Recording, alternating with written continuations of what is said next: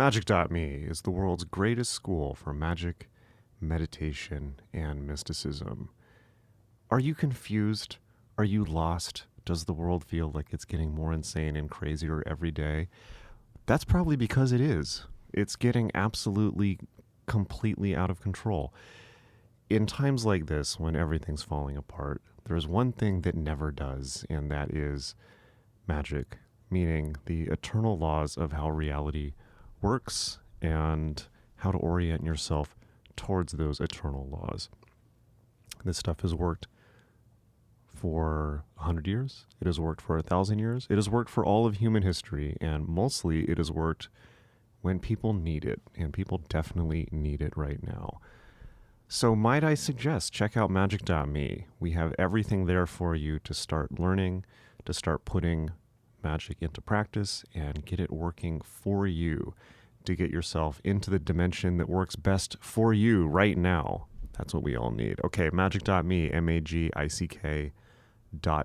And of course, we have a new introductory guided meditation out that is free if you just want to taste, because it's all well and good to hear me talking about it week after week on the podcast, but why not actually experience it for yourself to get a taste so you know what we're really talking about here? You can get that at start.magic.me, start.magick.me.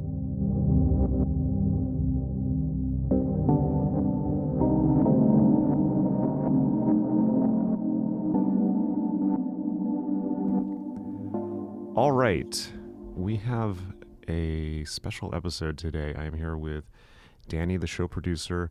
We went to West Memphis for Damien Echols' DNA evidence hearing.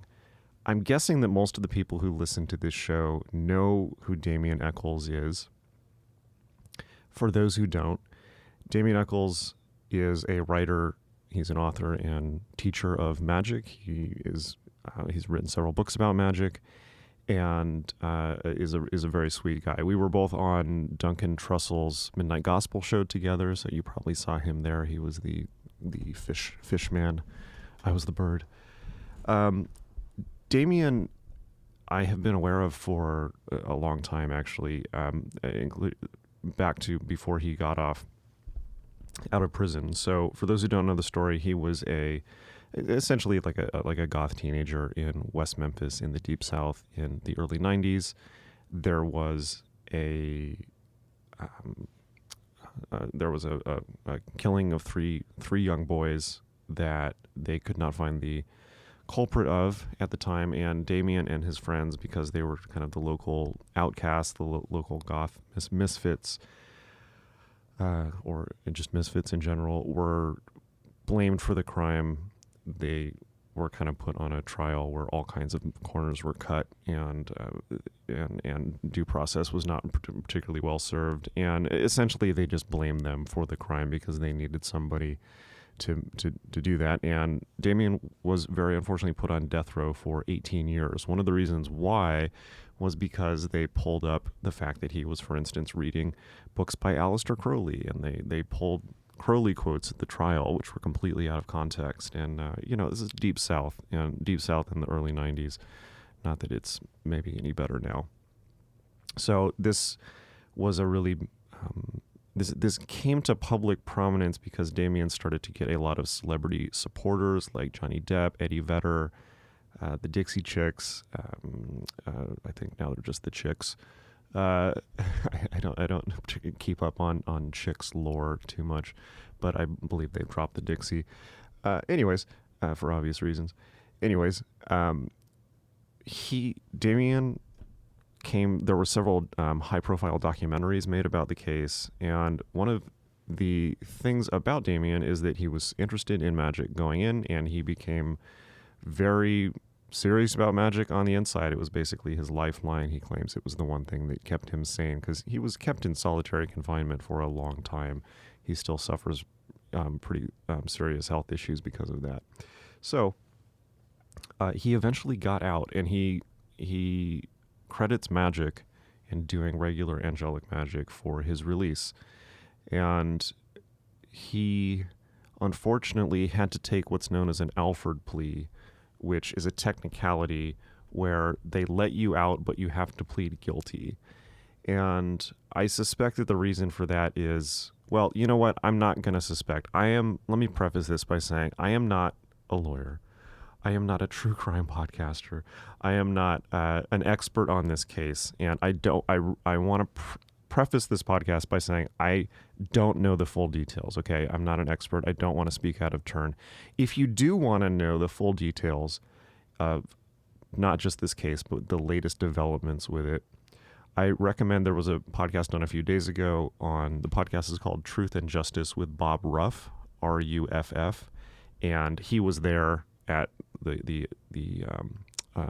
court hearing that we went to, and he is involved in the case, and he did a really extensive legal breakdown podcast of what's going on. So I recommend checking that one out and not taking anything that you hear on this podcast as, anyone not. I'm just, a bystander observing this and expressing support for Damien. I'm not a lawyer. So go there and check it out. But basically what happened is they had to take this Alford plea. Damien has been out for quite a while now. He's built a name for himself as a writer and teacher of magic. That's basically all that he's been doing now that he's been out, and he's basically been trying to put his life back together and express himself to the world. So what happened last week is that they have been trying to get DNA evidence testing done. There were new, I think it was like some type of clothes or ligament, something like that, from the crime scene that the West Memphis court was claiming didn't exist for a long time, and they said it had been lost in a fire or destroyed, and then it turned out they were lying about this. The evidence it came to light that the evidence did exist. It's still in storage and in West Memphis. And so Damien and his lawyer and his legal team have been trying to get it DNA tested so that it can, A, show that Damien was innocent, and B, so that they can catch the actual killer, so they can actually solve the case, because it's still in the eyes of everyone except the West Memphis court, an unsolved case. So Damien put out a call on social media asking for supporters to come support him by coming to the court hearing, because pretty much in his words, he said that the only reason that the state did not murder him in the first place, and the only reason that they let him out, even albeit on this technicality, is because there was so much public attention on the case. And that so many people were there watching and hovering. So that brought enough heat onto the case that I think the court just probably eventually just decided to wash their hands of it, apparently. So they have been trying to get that done for a long time now. They've been really, really pushing the court, and the court has just been giving them the runaround, from what I gather, and just kind of, pardon my French, just digging them around and hoping that they just quit. So anyways, we decided to go and show support. We're going to talk about this in this podcast, and kind of we have lots of clips from the event. We put a YouTube up, by the way, if you want to see the actual video from the event. It's at our YouTube. Just search magic.me on YouTube, and definitely like and subscribe. Subscribe to our channel also, because we've got tons of content up there, and it is growing. We don't mention it enough on the podcast, but we've got a ton of stuff there. So tell you what, Danny, let's just talk about what happened. So you want to talk a little bit about set the scene up? I mean, we drove a long way out there. It was a dark, stormy night in the South. Let's see. It was a 9.5-hour drive that we did after about a full week's worth of work.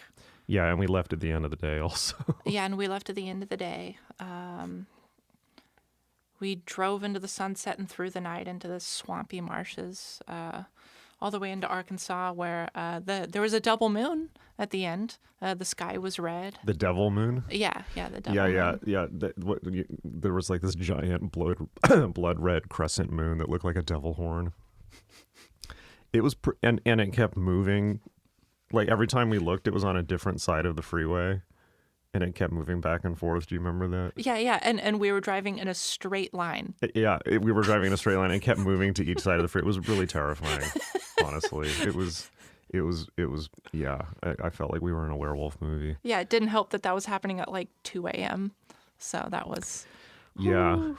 Yeah, that was interesting. Like, Arkansas is deep south. And, like, I mean, that's pretty deep south. I mean, it's not like, I don't know, the Louisiana Bayou or something, but it's not that far off, right? Yeah. Yeah. Although I do say, I have to say it was hilarious. Like, we stopped at a gas station in the middle of the night, and there were like dudes wearing anime shirts.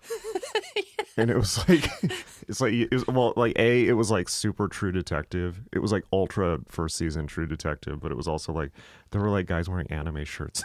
Like, I thought that was amazing. Yeah, that one guy had like a super, super long like waifu t-shirt. Waifus bring the whole world together. That's right.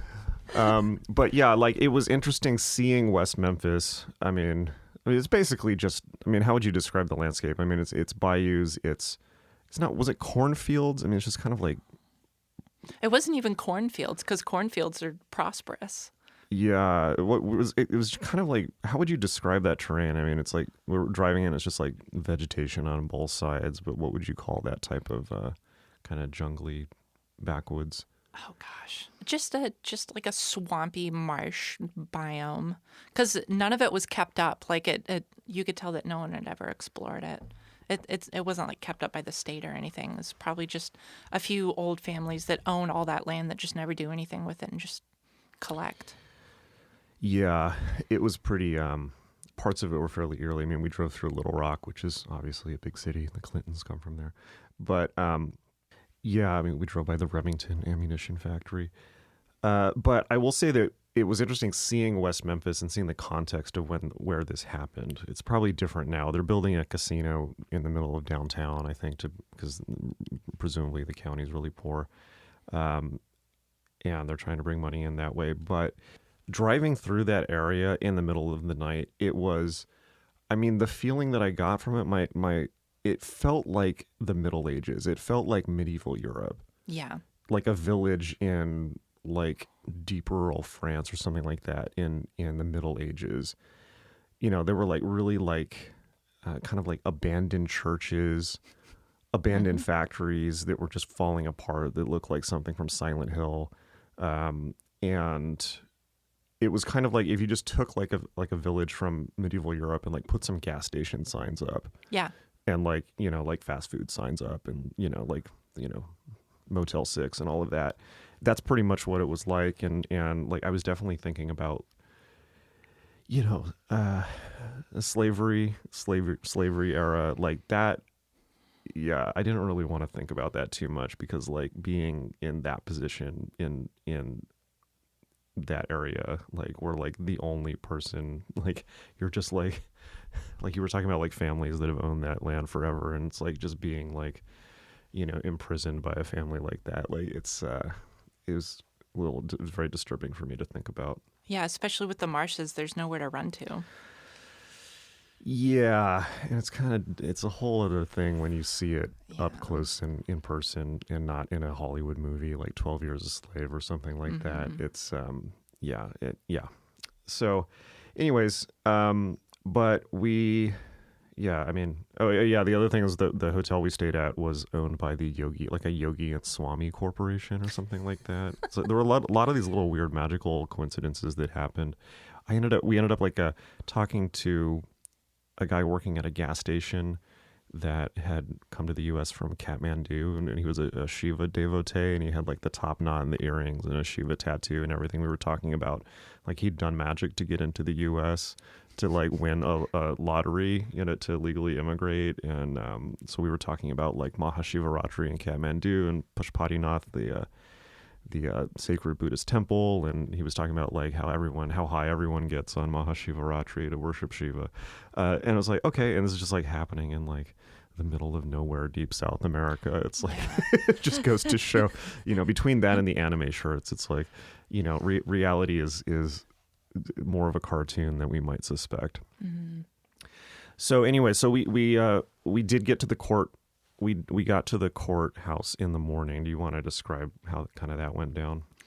Yeah, so we got there, and there were cops there were a whole lot of A cops. whole lot of cops. as you Meal said. Team 6, I referred to them as at one point, because they were kitted out in full tactical gear. The hearing was like at 9 in the morning. It was already hot as hell, and there's like all these cops out who didn't look like gym goers, let me put it that way. And they're like in full tactical gear with like body armor and like their med kits on them, and like all their mags on them, and they had blocked off this entire courtroom parking lot with like blocked the entrances with parked cop cars and stuff like that. And there were I don't know how many cops in cop cars. Basically they were prepping for a riot is what it looked like. There were literally like 25 cops there. It was like really, and they were kicking people out of their cars in the parking lot because it was so hot that people were trying to get in their car for a second for AC, and they were like literally removing them, telling them you can't stay in your car.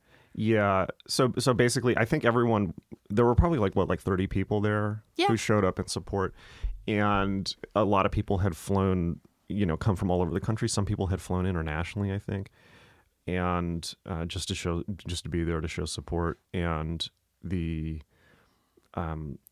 but they would not let anyone into the courthouse. So they told us at the time, the cops said there were only 15 seats inside, and those were full already with Damien's people, so we could not go in, and we had to stay in the parking lot. That later turned out not to be true. That was a lie. There were like 200 seats in there. Yeah. There was lots of space for everyone and lots more. They also, from what I gathered, essentially, they were like trying to harass Damien on some technicality of like, oh, no one can come in here if they don't have a mask, and they were like using COVID precautions, but nobody was wearing a mask. The judge wasn't wearing a mask. So it's just like, yeah. So yeah, the scene is like, so you basically have like, 30 or so like sensitive, well-meaning goths, being, herded in the parking lot, surrounded by cops, basically on the sidewalk, not even in the courtyard parking, like just pushed out onto the sidewalk as far as they could get people back into the public area. And it's 100 degrees, and no one can stay in their cars, and just the cops are just like hovering, and we basically just have to stand there like far away from the courthouse where no one can see us that's inside the building. Yeah. So, and also, Damien and his legal team were actually like pretty upset about how they treated the supporters, and he was saying that they were doing that. They basically are just trying to make life hard for everyone, for Damien and his team, for anyone who comes to support. It's just like they want people to give up. And so. Yeah, that's kind of the theme of the whole thing. That's why they're giving them the runaround with all of the DNA evidence. Because that from our YouTube video, the lady said that the judge ruled that because he's not in custody of the state, that this is like a non-issue. And they just ended the hearing right there, which is like hyper ridiculous. Yeah. Well, yeah. So let's break that down. And again, neither of us are lawyers. This is not a true crime podcast. If you really want, we have in the YouTube, and I think we're going to put in this podcast, we have some of the legal team explaining what happened. So you can take it from them. But yeah, the basic rundown as I gathered is that the court said, look, the West Memphis, Damien and the other two gentlemen took the Alford plea, and meaning they had to technically plead guilty just to get out, and I remember at one point hearing, or I think Damien said this to Genesis Peorage, because Jen and Damien knew each other, and Jen was mentioning this when I was visiting her in New York after she'd met Damien, who she was impressed by. Jen said, the reality of, like, Damien told her something like, and again, this is just something I remember from like 10 years ago, so it may or may not be the exact words, but I think Damien had said something to Jen like, the reality was that if he hadn't taken the Alford plea, they could have just paid somebody $50 to kill him in prison. Like we're not talking about civilization here. Yeah, we're talking about corrupt legal system in the Deep South, not a place known for its good treatment of human beings or concern with human rights. Yeah, well, and the prison industrial complex is pretty much privatized, even more so in the South. So it's Oh, really? yeah. Well, he was not. Was he? He wasn't in a private prison, was he? Mm-mm. Well, I mean like the way that it's owned and the way that the money is distributed. Yeah, It's by the few people at the top. yeah, and that's a whole other tangent, a disturbing tangent. I mean, like that Yeah. is something, that's something that people should look. It's not, I guess, technically related to this case, but just like, how prisons have been privatized in this country and what happens in private prisons, where basically there's so much overflow that they have to farm prisoners out to, for-profit prisons, and then they're once they're there, they're out of state oversight, so they're vulnerable to things like organ harvesting, human trafficking, like, and like basically they just get disappeared into, they're like black sites. So that's very disturbing. But so it was kind of like they didn't really have a choice. It's kind of like, well, you can stay on death row for the rest of your life and potentially just be like, killed in prison, or you can get your freedom. And I mean, Damien went to prison when he wasn't. I mean, his brain wasn't even fully formed yet. Yeah. He was a kid. Yep. He like his whole life was taken from him. And so luckily, Matt, he had magic, right? So, and I think he said in interviews, it was like, by the time time had gone on, he wasn't even really aware he was in prisons anymore, because he was just doing magic all day long, and he was in that world in which he did have control, which I think a lot of people can empathize with. Anyway, so they had to take this Alford plea. Basically, it was their only chance to get their lives back. But Damien and his team have been trying ever since just to get the charge cleared, right? Mm-hmm. And so, but the judge said, well, look, you already took the Alford plea, and Damien said on Twitter, they were kind of shaming him for that. It's like, well, you shouldn't have done that if you were, if you thought you were innocent. Why'd you take the Alford plea? So it's just like this unwinnable situation. And they also said, basically they said, you're not in state custody anymore. Yeah. So it's not our problem. Yeah. Like, there's no reason why we should. So in thinking about this later, after we got back, it became pretty clear to me why they would do that from their perspective. Because it's like, look, I'm sure if they're throwing up that much of a wall, I mean, it seems pretty obvious that they know what's going to happen from that DNA testing, Mm-hmm. because that trial was just a joke by anyone's standards. It was conducted like in the Dark Ages, where it's like, in the middle of the Satanic Panic. It was just like, yeah. So it seems pretty clear that they know what's going to happen with that DNA testing. And if it's shown that Damien was wrongfully imprisoned, I mean, again, I'm not a legal person, but it seems pretty clear that they would at least think, I have no idea what Damien's legal team is. Again, I'm not a lawyer, but it seems clear that the court would then think, okay, well, then they're going to turn around and sue us for wrongful imprisonment. Yeah. And that could, and there's all this public attention on the case and all of that, and they're just like covering their asses. Yeah, well, and he has a lot of support from people that have successfully turned that around. Like Oh, really? Yeah, well, the other guy that was there was Randy Blythe, and he was wrongfully imprisoned in the Czech Republic. Who is that? Yeah, I don't really know who that guy is. But... So Randy Blythe is the lead vocalist for a metal band called Lamb of God, and they were doing a show in the Czech Republic in Prague, and a concert goer had basically died at the concert, and because Randy was encouraging people to get in the pit and mosh, they blamed him because they said that he was inciting violence. So he spent like 38 days or something in a prison in Prague. A Czech prison. Awesome. Yeah. Okay, sounds great. And basically just had like a couple meals for his entire stay there. You mean for 38 days he only had a couple meals? Yeah.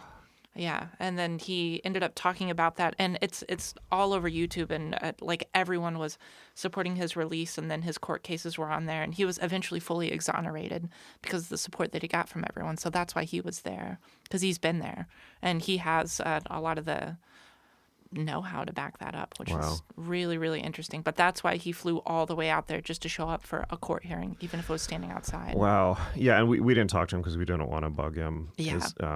Yeah, he was trying to fly under the radar, I think. But from what I gathered, he flew from across the country, and like he showed up at what, like 7 a.m. to like make sure that he got in to show support, and the cops were just totally were just like fuck you. Yeah, well, he flew straight there. Like they didn't even like he just went straight there. Wow. Like they were already looking at flights because they I don't even think they were in a hotel. Like when he was there, he was talking to his wife. He's like, I don't know how we're gonna get a flight back. He had just like gone there. Oh, right, when they saw the Instagram post or Yeah. something. Wow. Yeah. And then the cops just basically just corralled them in the parking lot for like 5 hours. Yeah. And yeah, that's just, yeah, he looked pretty angry. Understandably so. Yeah, it was good to have someone with high public visibility there, though. Yeah. So that way nothing too out of hand happened. Because he's got a bunch of followers. Oh, yeah, I didn't consider that. Yeah, that's good. That's good. I mean, that's basically what Damien wanted. He's like, they just want, I think, and it really made me think about people, because this happens to a lot of people in America. Mm-hmm. A lot. And even if it's like, there's so many people in America who are in jail, in some cases for life sentences, for like, even if they technically got arrested for something they did, it's like they had a joint. Yeah. It's like a completely harmless drug offense. And it was just used because to put, it's just, this has obviously been in the news because of, the George Floyd and things like that. It's just, there's been more attention on kind of how corrupt the U.S. prison system is. I think I could be wrong, but it's something like there's more people in prison in the U.S. currently than certainly we're the number one in the entire world for imprisoning our population. Yep, that is correct. But it's also something like there's more people in prison now than like were ever like slaves at the height of slavery. I mean, I believe it. Yeah. Like there's more black men in prison than were ever slaves during the height of slavery. And I looked at, fact check that. I could be wrong, but there's a lot of stats like that when you really look at them, it's, yeah. So it was good that there was all that public attention on it. So, but it seems to me that that's why they would, be basically just stonewalling. Right. Now, on the other hand, though, as coming into this as outside observers, it was just really clear. Now, here's the upside. So Damien came out of the court. He, they basically just said no. And he came out of the court and gave a brief statement to the press, and he looked pretty upset by it. And he later posted on social media. I was talking to him later briefly also. Like, I think he took it pretty hard. Yeah. But I think they also kind of expected this, and he said they're already writing the appeal. Oh yeah. So they're going to keep going with it, but this was not a great moment because they had, they put a lot into this. Mm-hmm. However, I will say this about the whole thing as an outside observer who, again, has not been following the case actively and doesn't know a whole lot about it. Because my major awareness of Damien has just been, as a writer about magic. Mm-hmm. I don't think anyone in the public looking at this could possibly come away with the, with the opinion that Damien is anything but innocent. Yeah, well, it's very telling how much obstruction they're putting in front of him to just like slow everything down, and they lied about the evidence. Why would they lie about the evidence if the court was correct? Well, right. Why would they lie about anything right. unless they had something to hide? Yeah, it's like cartoonish. It's like literally something out of a movie. Yeah. Or True Detective, literally. But the other thing is like Damien's been out of prison for what? Like I think 10 years now, or maybe more, right? He's been off death row for a long time now.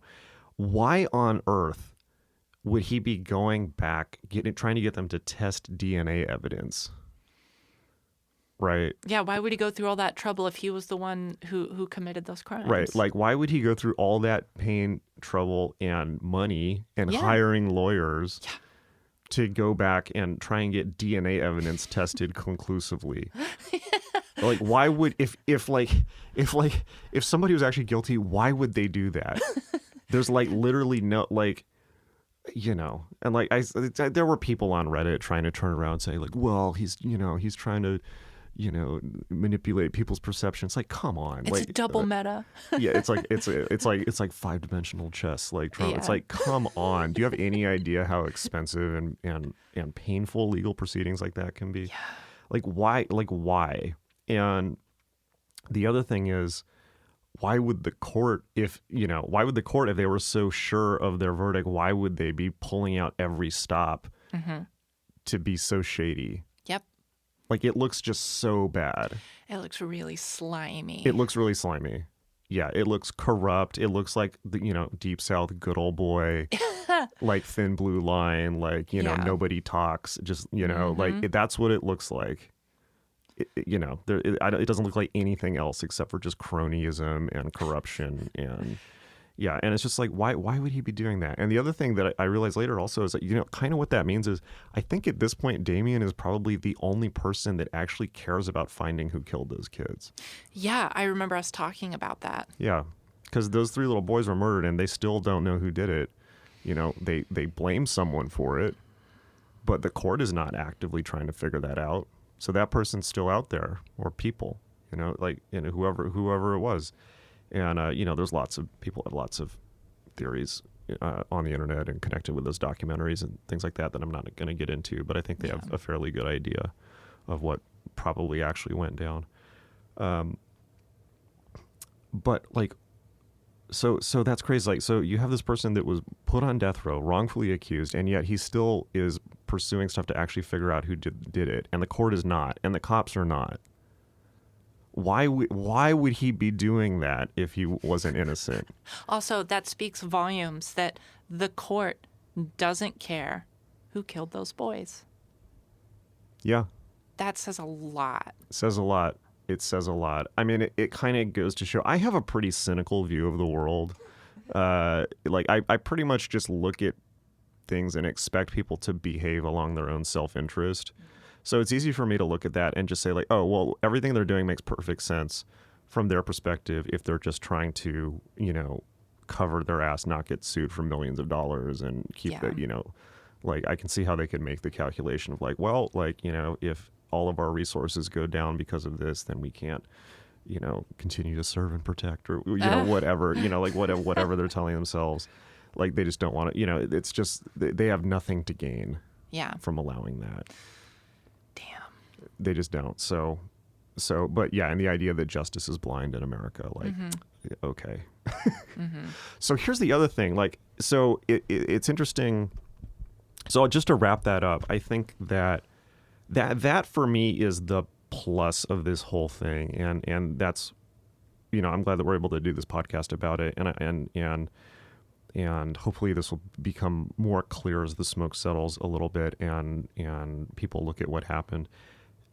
Just no reasonable person can look at this and not conclude, Yeah, the vibe is so obvious. Yeah, it's just like, yeah.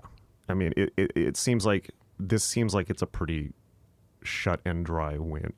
It's pretty much a win in terms of public perception, I would say. Yeah, and just being there, it's just like you could not walk away from that and say like, yeah, justice was served, So yeah, and I feel like I know so little about that case, but it just seems so obvious the way that things went.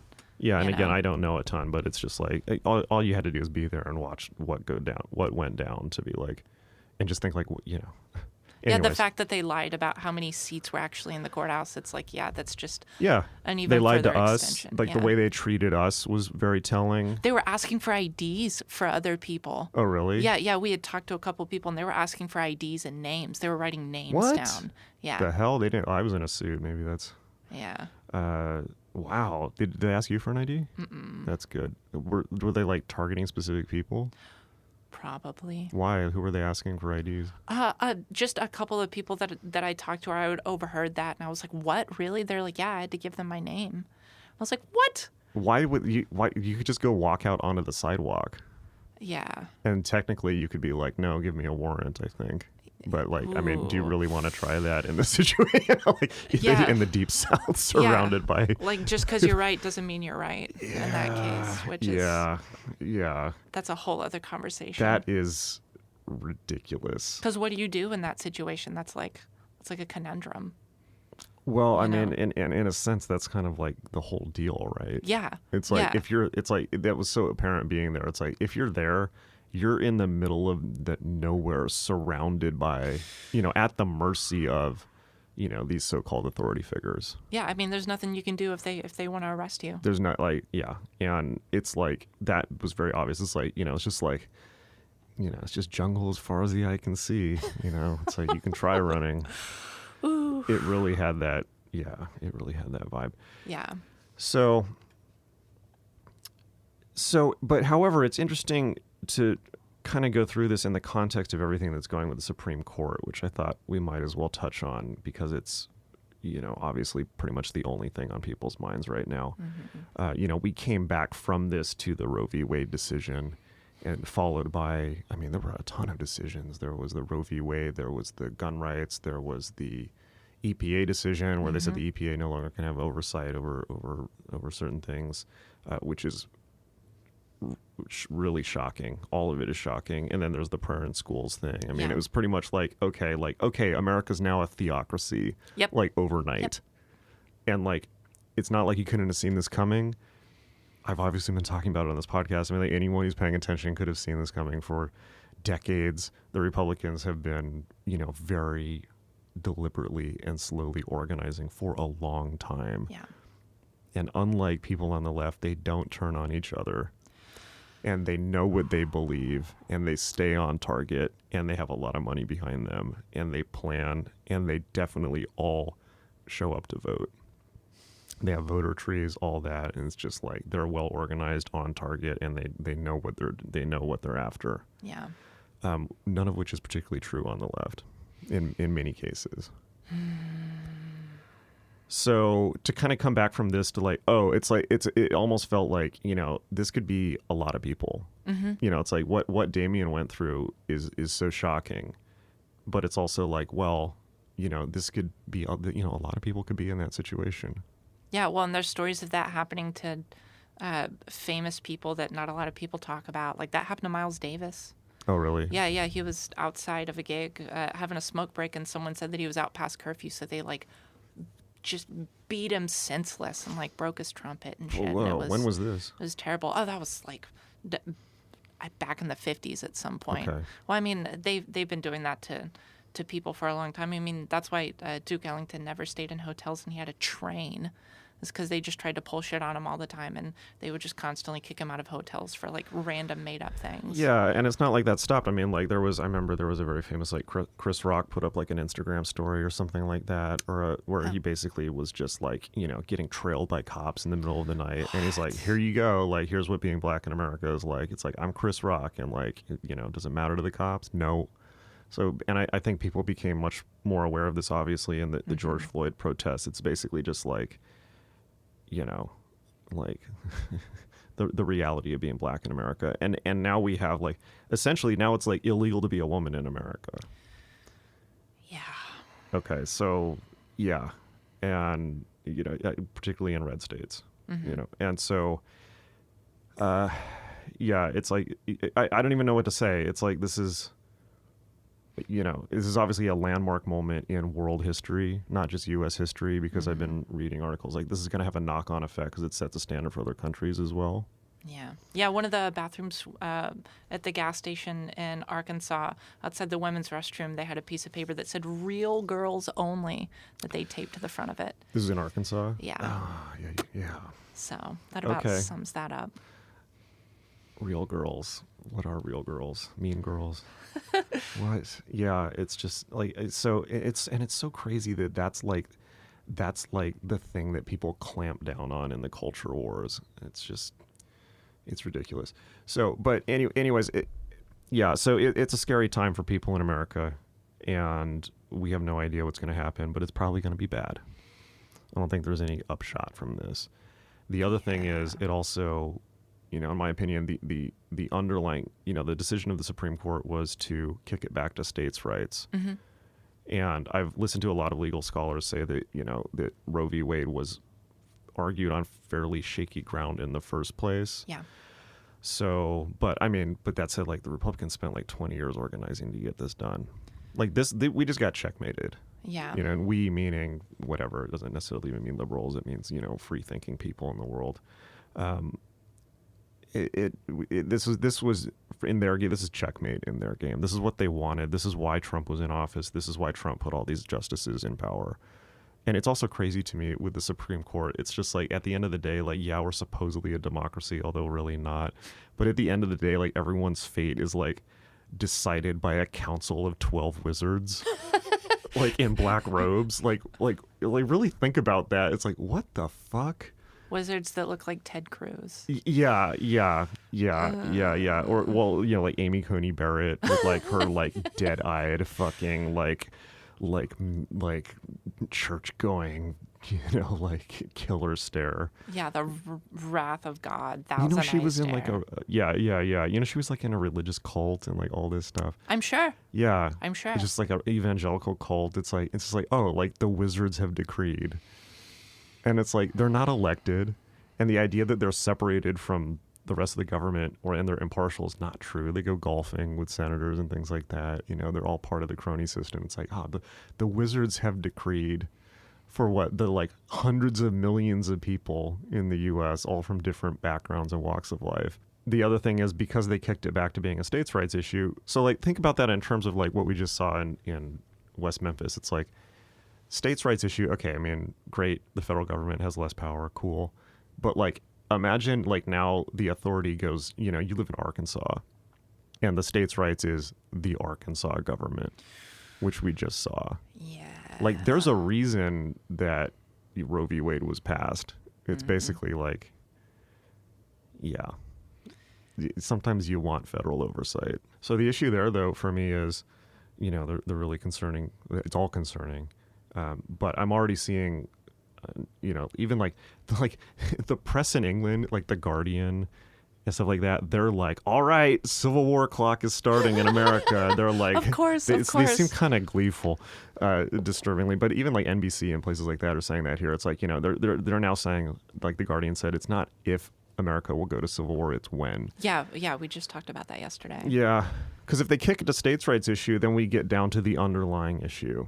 Underneath, it's the underlying issue is actually not even abortion. It's the fact that the structure of America is such that there are just red states and blue states, and they hate each other. Mm-hmm. They just hate each other, and like probably never more now than since the Civil War. Yeah, the lack of structure. Yeah, and they just want to live in completely different realities. It's like different dimensions. Mm-hmm. It's like, do you want to live in like a medieval theocracy? Or do you want to live in, basically a world dominated by tech companies? Yeah, well, and you've experienced that moving from one state to the next. Yeah. I mean, if you sure. move around America, it's like different states are like different dimensions. And it's crazy to be like, that division, I guess, has maybe always been there. But that's what the Civil War was fought over. Mm-hmm. It was like those what we now think of as red and blue states. I mean, like that's the Union and the Confederacy. Yep. And not much has changed. It really hasn't. And when you think like the Civil War was fought over slavery and states, what states wanted to maintain slavery and which ones didn't. How different is the situation now where the same states are going to fight over abortion? Yeah. I would argue that in some ways abortion is even more of a powder keg because now we're talking about, at least in people's minds, it's like, you clearly have people on both sides of that who are willing to fight or willing to kill people for. Mm-hmm. Because in the minds of the people on the right, it's like, well, they're killing babies. So it's like, we have to do anything we can to stop this. They'll kill people for that. Yeah. And on the left, people will as well, I think, to defend women's rights, right? Mm-hmm. And this is an intractable difference. Yeah. It's never going to get resolved. It's never going to get resolved. So it's like, how do you maintain a country like that? Well, and the core problem is still the same, which is people's freedom. Yeah. So different context, but a lot's still at stake. The whole country could be at stake. Yeah, And well, especially because the fines now for getting an illegal abortion are like more than if someone is sexually assaulted, which is like, that's the country we live in now. Awesome. Yeah. So this is a pretty much nightmare mode. Honestly, the only thing that I see preventing people from going into a Civil War type situation is laziness. Yep. It's just laziness and just not wanting to be pushed that far.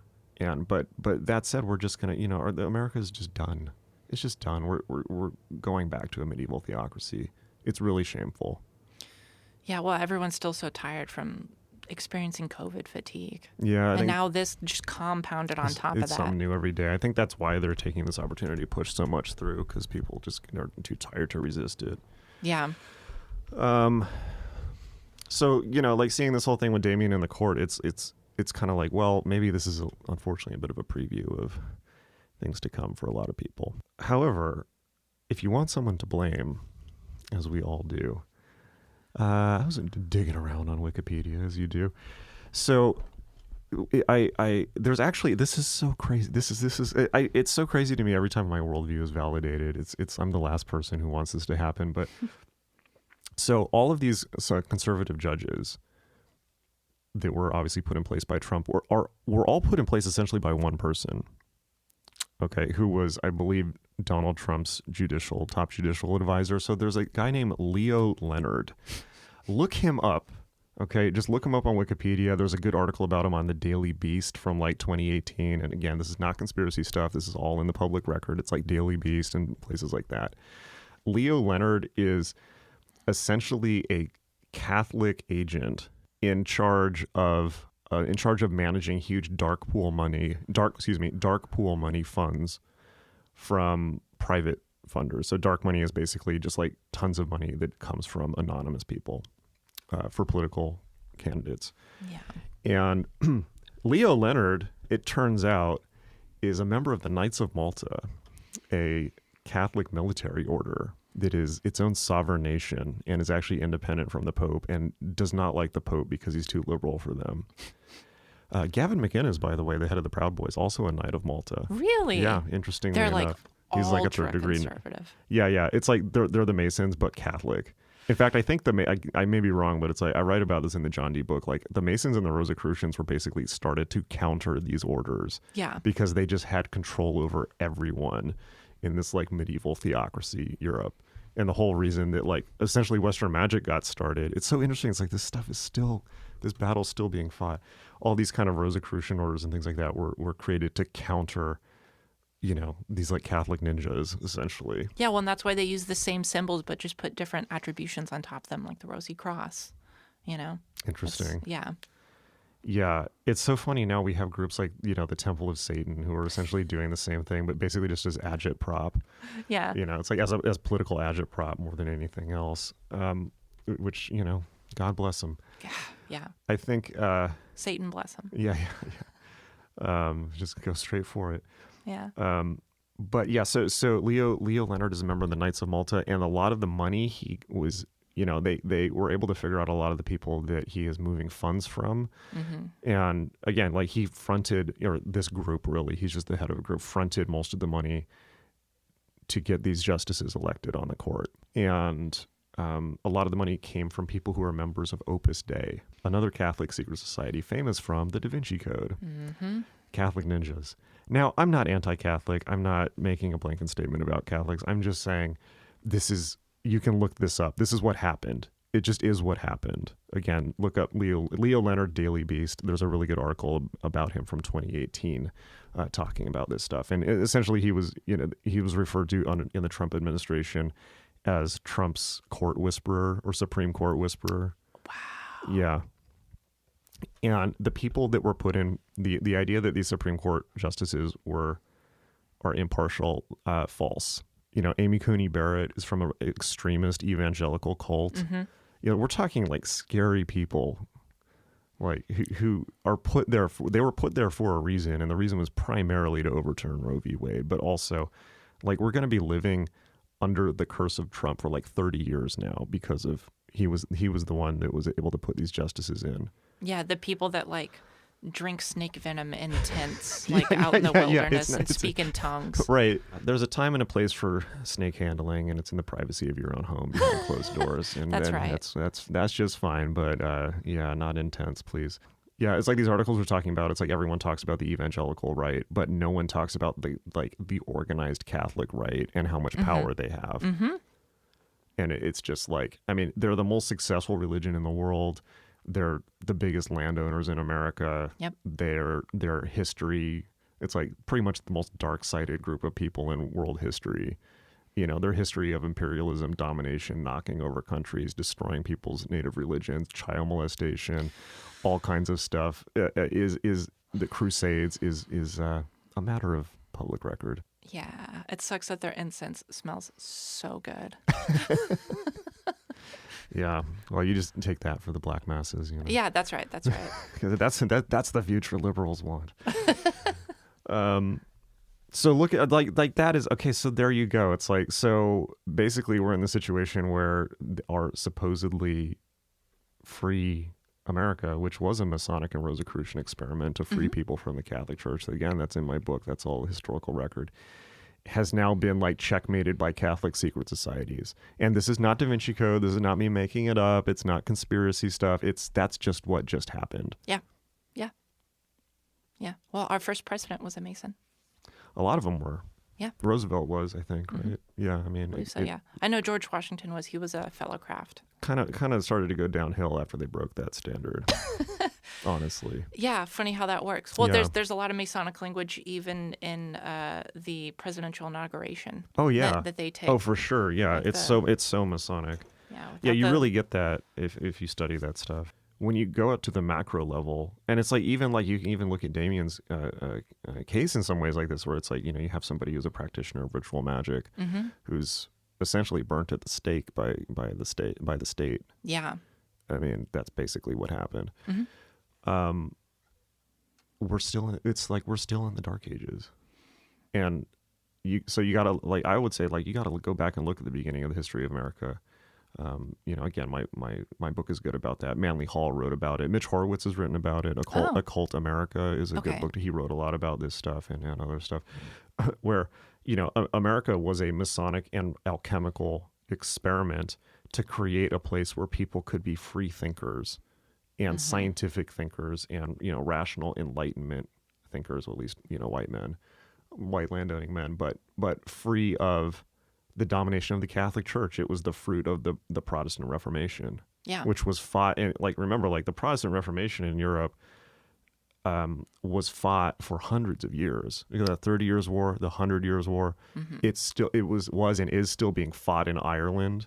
The Troubles, I mean, like people like shooting and bombing each other and committing terrorism in Ireland. Yeah, the car bombs. Yeah, and yes, that's political, but like there's a religious aspect to it. It's a Catholic Protestant thing as well. Absolutely. That's not totally just window dressing on it. So it's like people have been like killing each other for hundreds of years to get away from the domination of the Catholic Church or to reinstate it. It's a hot war. It is not like I think it's so easy for people to fall into this idea of, oh, like your religion is kind of like, you know, something you just fill in on your character sheet. It's like, it's just like it's something you decide in the supermarket of religions in America. Yeah. Not exactly.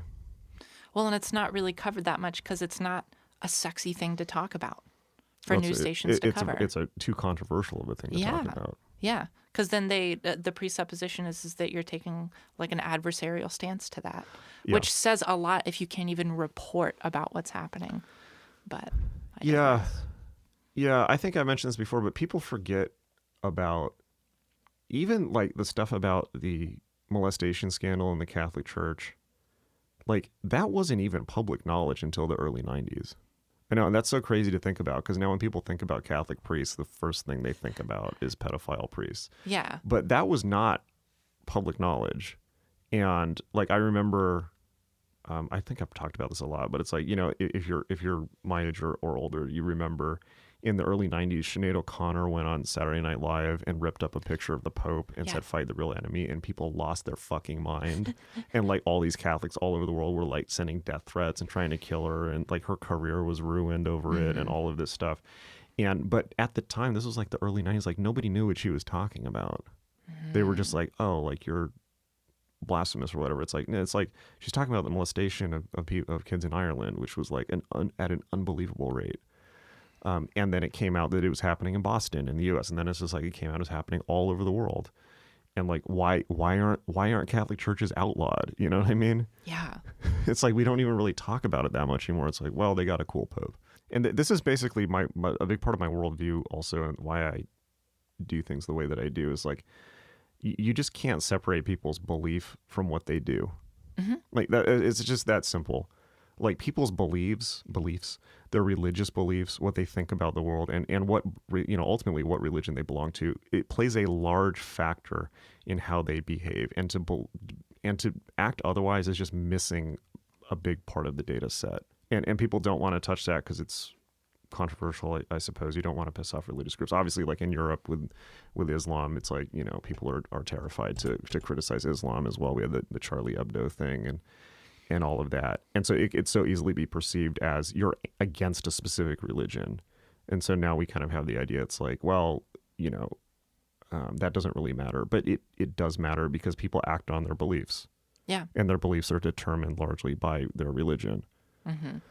So, and ignoring that has now resulted in a situation where we've just lost our democracy, and we've potentially lost a multi-century project for human cognitive liberty and freedom to the people that we were trying to get away from in the first place. Yeah, the exact opposite of what we wanted to happen happened. Yeah, I mean it's a threat to everything in the world. It's a threat to people's safety. It's and it's like when you consider like how insane people in America are, like they're just like you also have to consider it's like America was started by all the religious nut jobs that Europe didn't want. The Christian heretics. Yeah, but also just the totally crazy village idiots that like Europe was just like, please go. Yeah, the soapbox people. Where they were like, look, a boat. So, in Australia is similar. It's like all the criminals were sent there, so it's just like history is not as long as you might think. Yeah. Well, I mean, you can look at the Salem witch trials for further and further and further confirmation of that. There you go. And it's like you can easily look at what happened with Damien and say, like, how different is that? It's like not at all. It's not at all different. It's literally not different it's at all. Literally the exact. So, and it's a scary time. I think it's a good time to clarify where people stand. Mm-hmm. I mean, you have to at this point. And I think one of the cool things about magic, and, we talk a lot about this stuff in this podcast, and I've written a lot about this stuff, and like understanding the history of where Western magic actually comes from, and understanding, essentially just understanding history, falling back on like all these, at the end of the day, it's like, what, like, look, neo-pagan people, magical people, like we're all catty bitches. Right? Like, let's be honest, okay? Like, I'm guilty of this too, so I'll be the first to admit it. It's like we spend a lot of time shit talking each other. Yeah. And like it's not even really shit talking. It's like, oh, well, they're like, neothelemic Asatru, and I'm like, Adeptus Minor, Golden Dawn, Afro-Caribbean, fire dancer or something, like, you know what I mean? Like, it's like there's so much like D&D bullshit that goes on of like, people like nitpicking each other's shit. Yeah, saying, "Oh, that's so old, Aeon." That's another one. Yeah, and just like cliquishness. Okay, like that's all it is. Oh, it's for sure. It's just like cliquishness. But the thing that people always forget is like, okay, look at this stuff from the perspective of outsiders. Like even just like your standard secular normies, but also just like from the Christian, like the average secular, Democrat in America is just going to look at all this stuff and just go like. Like, Jesus, like your parents must be so proud of you. Yeah. Like, get a job, like it's just like you ridiculous. Like, okay, it's cool that you can do this at the mall. Like, nice. It's basically like they look at it as LARPing, right? Which, let's be honest, it kind of is. Well, yeah, if you're arguing over Libre Vesta specifications, then. Yeah, see, there you go. Now you're getting into shit that's even like, it's like, yeah. But I mean, I'm just talking about like neo-paganism in general. Yeah. It's just like. And particularly now with the internet, it's like, and Twitter, and just people like going after each other on Twitter and all of this. And it's so ridiculous. But if you look at the stuff from the from the perspective of the Christian right, we're all Satanists. I'm not even joking. It's like we're all like demon possessed Satanists. And it's like you could talk all day long about your Norse Vajrayana Thelema hybrid or whatever it is that you're doing because you're special. Yeah. But to the right, it's all the devil. It's all Satanism. It's all bad. It's all evil. Yeah, it's very binary. Yeah. Yeah. So people need to realize that, and I think probably cut the shit. Mm-hmm. And I'll hold myself to that same standard as well. It's just like, it's like, don't give in to the tyranny of minor differences. Yeah. Henry Kissinger said at one point, not that he's someone to emulate, but he said at one point, the smaller the pond, the harder the fish fight. Yeah, we've had that talk about certain groups doing that before. But yeah, I mean, like he was talking about academia, which Well, I think is really obvious to see with like kind of the Twitter wars and cancel culture and all of that. Because, a big part of cancel culture is people fighting over like a very, very, very limited number of academic jobs. Yeah. But it obviously is the same in the, whatever you even want to call it. What do you even call it? Like, alternative religion, neo-pagan world. I mean, does Buddhism count in America? Probably, right? It's any like non-mainstream religion in America or the rest of the world at this point. Yeah, especially how modernized Buddhism has become with all the Western teachers. Yeah. Does Judaism count, in terms of like threatened religions in America? Like, probably. Yeah. Yeah. I have so many stories about students I taught when I taught at a music school for so long that the teachers basically did nothing to them after people would bully them in the hallways and say that they were going to gas them. The teachers would be like, "Oh, boys will be boys." Yeah. So. Yeah. So I think people should kind of realize the severity of the situation. Yeah. You don't need me to tell you that. And I think like cliquishness is not going to get anyone anywhere. I was thinking about this too. I was like, it's like a lot of the stuff with the occult, like what do people actually want from the occult? And I think one thing is like cliquishness. Like obviously a big reason that people like neo-paganism and the occult is because it allows them to be unique and special. Yeah. And different. And that's why people go to such lengths to like talk about like what they believe, like what their practice is, how it's different, like, and everyone's like the occult is an anarchist world of individuals. Like everyone's like, particularly because the underlying belief systems of magic, of neo-paganism and all that, is that you create your own reality, right? Yep. Therefore, you're the center of your own reality, and there's bad sides to that. It means you're kind of like constantly getting your feelings hurt by everyone who doesn't believe the same shit that you believe in, but the shit you believe in is like abstract and bizarre, right? Like, let's be honest. Yeah. So the other thing I realize is I think a big part of the reason why the occult is so complicated and has been complicated in the past, I was thinking about this a lot just because I've been spending so much time simplifying it, is I think that actually people want it to be complicated and confusing for the reason, and the reason is they want somewhere to hide from their parents. One of the reasons why magic is so popular, and I wouldn't be teaching it if I didn't believe it actually had a ton to offer, which it did. So like my critiques are made with love, right? Because it's obviously what I do. It's what I do with my life. Like people don't have any power, particularly young people. They have more than they think, but like people have had a lot of agency over their life taken away from them. They've lost a lot of freedom. We just lost a lot more this past weekend. Like particularly right now, like they're taking away as many freedoms as they can on both sides of the political fence. And so people are very, very disempowered. They're more empowered in some ways, such as having access to the internet. But in a lot of other substantial ways, people have lost a ton of freedom, particularly in America. Yeah, we've lost so much that we've lost so much that a lot of us don't even know what we want now, because we've had so much taken away. We don't even know what we want back. Yeah, you don't even know what was taken away at this point, because they don't want you to know. We were talking about that. Yeah, so it's like in the situation where you feel powerless, where you feel like you don't have agency over your life. And I think also a lot of younger people just have this sense of like, it's fucking hopeless. It's like, I'm not going to be able to like, the idea of a career. It's like, I've made this observation before, like for particularly like Zoomers and a lot of millennials, like making the argument that magic is real is like 8,000% easier. Like, or like asking people to believe in magic is like 8,000% easier than like asking them to believe in the idea that they will work at a steady job and buy a house. Yeah. Like that's just like fantasy land. Yeah. Like, like for most people, that's just like, okay, like the idea of job security, like, and basic American, like basic living stuff. home ownership, health insurance. Right. It's just like, no, like that's just fantasy land. Yeah. So in that situation, obviously magic is really appealing to people because it gives them a sense of power and agency. And like, Damien is a perfect example of that, where like he had all of his freedom taken away. It's like you couldn't get more control than that. Like in solitary confinement on death row, like they took literally everything. Yeah. But he had magic to turn to. And I think that's such a powerful part of, his message to the world. Right. Yeah, well, and he talks about that in his books, how to do just like raw angelic evocation with no working tools.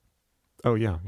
And how you can rationalize the attributions and what you want to get out of that with no working tools. Yeah. Which is great that that's being talked about. Have you read his new book? Ritual? Yeah. I haven't. No. I haven't either. I was looking at it on Amazon a couple days ago, though, and it looks pretty interesting. It looks like all empty-handed kind of techniques.